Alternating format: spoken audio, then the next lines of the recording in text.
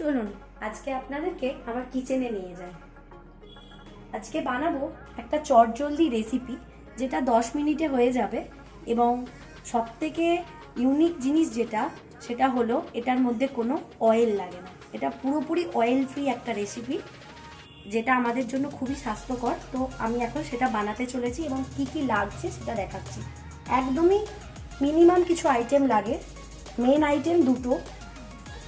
এই হলো গিয়ে সুজি। আমি একটু কাপ মেপেই নিতে পছন্দ করব, কারণ তাহলে মাপটা ঠিকঠাক হবে।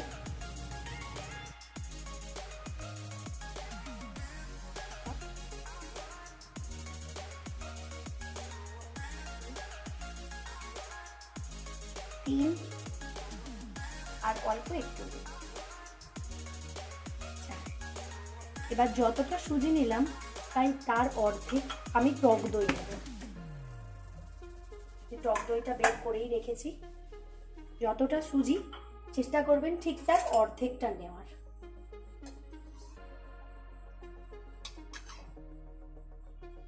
এটাও কাপ মেপে নেবেন, না হলে কম বেশি হয়ে গেলে টেস্টটা বদলে যেতে পারে।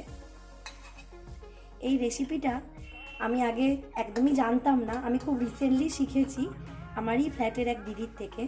সে আমাকে প্রথমে বানিয়ে খাইয়েছিল, তো তারপর থেকেই এটার প্রতি ভালো লাগা চলে এসেছে।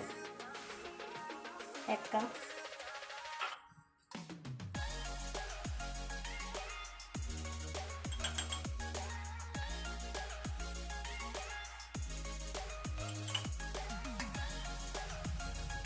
এই রেসিপিটা করতে যেটা লাগছে দেখুন, সেটা কম বেশি সবার বাড়িতেই থাকে।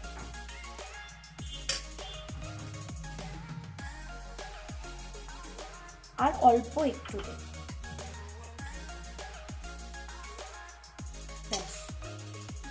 এবার নর্মাল একটু পরিমাণ মতো নুন আর চিনি। যে যেরকম মিষ্টি পছন্দ করেন।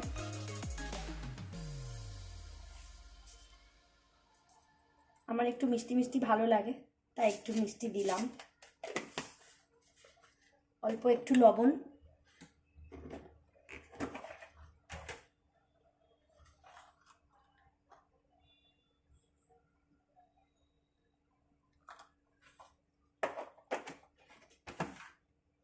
আর খাবার সোডা।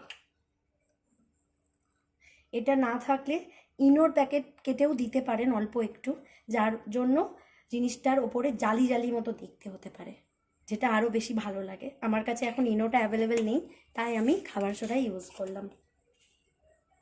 তো এই হচ্ছে গিয়ে আমার জিনিসটা। এটাকে আমি এবার মিক্সার জারেতে ভালো করে মিক্সড করে নেব। এবার আমি এটা মিক্সিতে মিক্সড করে নেব। তার আগে চলুন আপনাদেরকে একটা জিনিস দেখায়। এখানে আমার এক অতিথি এসে বসে আছেন, দুদিন ধরে দুটো ডিম পেড়ে ওখানেই বসে আছেন। তো এবার মিক্সি চালাবো, ও না ভয় পেয়ে পালিয়ে যায়। তো দেখা যাক কি হয়। একবারও ওখান থেকে সরে যায়নি, দুদিন বসে আছে। আমি রান্না করি আর ও আমাকে দেখতে থাকে।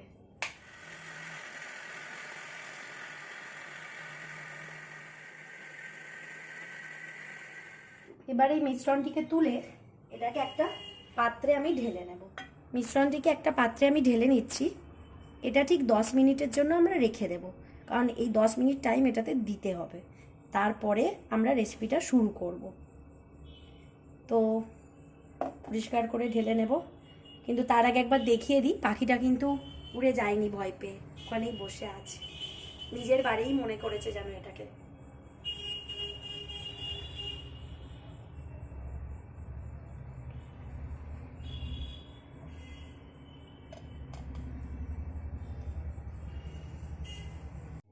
দশ মিনিট রেখে দেওয়ার পরে কনসিস্টেন্সিটা ঠিক এই রকম এসেছে। আর যদি একটু গাঢ় মনে হয় তাহলে অল্প জল মিশিয়ে পাতলা করতে পারেন। আমার মনে হচ্ছে একটু বেশি গাঢ় আছে, তো আমি একটু জল মেশাবো। তো তার জন্য মিক্সিং জারটাই নিলাম, কারণ এটাতে অল্প একটু লেগেও আছে। তো এটাকে ভালো করে গুলিয়ে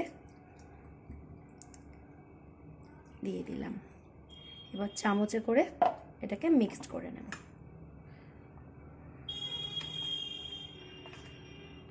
ব্যাস আমার ব্যাটারটা রেডি। এই রেসিপিটা বানানোর জন্য ননস্টিকের প্যান ইউজ করছি আমি, ননস্টিকের প্যানই বেস্ট। তো যদি ননস্টিকের প্যান না থাকে নর্মাল প্যানও ইউজ করতে পারেন। আমি প্রথমে একটু অল্প বাটার দিচ্ছি, কিন্তু বাটার লাগে না, কিন্তু আমি টেস্টের জন্য দিচ্ছি, খুবই অল্প দেব। এবং এটাকে লো ফ্লেমে রেখে পুরো রান্নাটা হবে।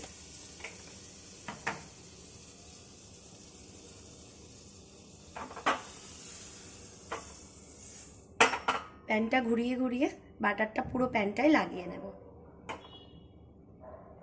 যাতে বেশ ভালোভাবে ওঠে।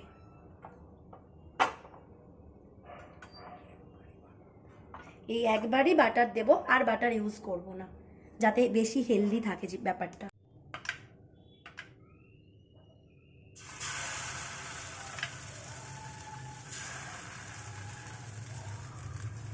ব্যাস এইভাবে মিশ্রণটি দিয়ে আমি এটাকে ঘুরিয়ে নেব হাতে করে, যাতে গোল শেপে চলে আসে। দেখুন কি ইজিলি হয়ে যাচ্ছে, তাই না? এবার এটা কিছুক্ষণ থাকবে, একদিকটা হয়ে এলে তারপর খুন্তি করে আস্তে আস্তে করে উল্টানোর চেষ্টা করব। বাটারটা আমি শুধু টেস্টের জন্য দিলাম, কিন্তু বাটারটা না দিয়েও আপনারা করতে পারেন। মনে রাখবেন ফ্লেমটা কিন্তু লোয়েই রাখবেন, একটুও বাড়াবেন না, অল্প আঁচেতেই করতে হবে এই রান্নাটা। ভীষণ মজাদার রেসিপিটা না? কত সহজে কত কম উপকরণ দিয়ে তৈরি হয়ে যায়, আর সেটা আবার হেলদিও। কারণ আজকের দিনে এরকম তেল ছাড়া রেসিপি খুবই কম। দেখুন আমি আস্তে আস্তে করে সাইডগুলো কেটে কেটে নিচ্ছি, যাতে ইজিলি তুলতে পারি।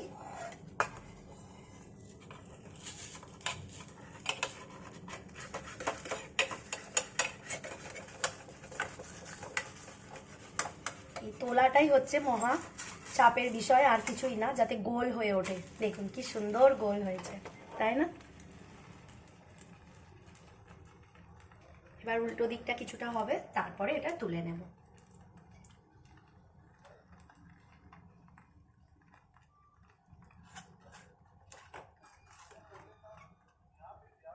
এটা কিন্তু আপনারা জলখাবারেও ইউজ করতে পারেন।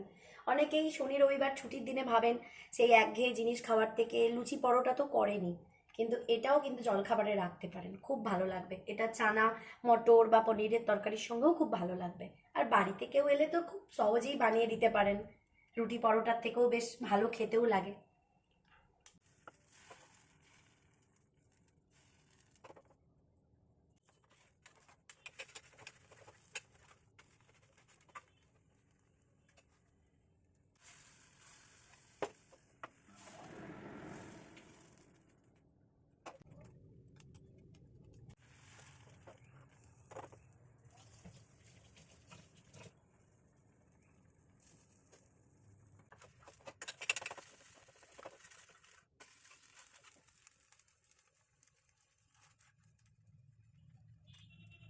এই হচ্ছে আমাদের আজকের ডিনার, সুজি আর টক দইয়ের পরোটা, আর এদিকে আছে পনির দিয়ে চানা মশলা।